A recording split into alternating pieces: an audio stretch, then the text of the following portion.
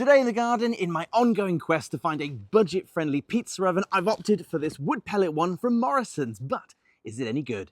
Now, I grabbed this one because it was actually on sale. It was supposed to be about 85 quid, but I noticed it went down to 60, so I thought it was worth a punt.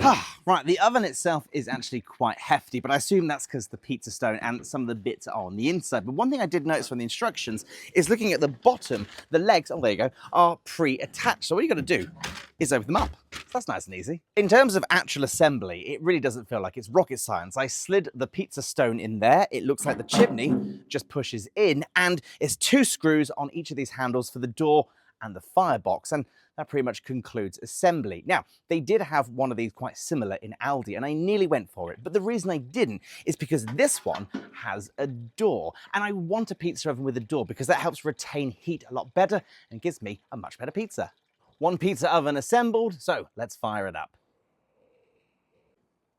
Whilst waiting for the oven to heat, which takes about 10 to 15 minutes, I pre-made my pizza. Now, I'm called gardening with ish, not cooking with ish, so this really wasn't an art form whatsoever. But if you do want to know, all I did was get some ready-to-roll pizza dough. I chucked on a couple bits of passata, some cheese, and some hot honey, and then took an artsy-fartsy photo because actually I thought it looked nicer than I thought. So, let's see how well this does when it's cooked.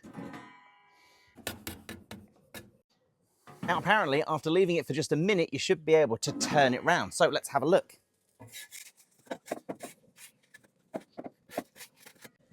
It's definitely cooking. Now, when I say you've got to be quick with this, you really do, because I've cooked it, but I may have cooked it a little too well. So let's try that again.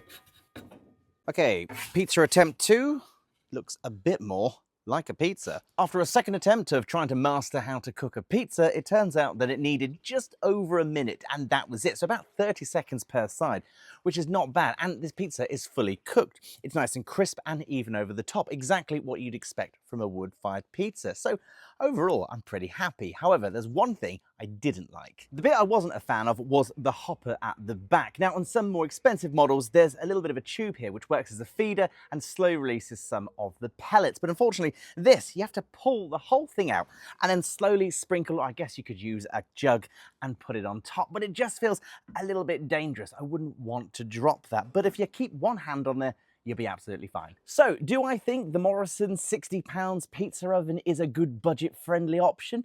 I absolutely do. Now, it's a little bit of a faff with the pellets, but I suspect that's probably a skill issue. But the pizza itself was cooked in just over a minute and tastes fantastic. So, if you're looking to cook for the family pretty quickly and outdoors, go for this pizza oven. Take care.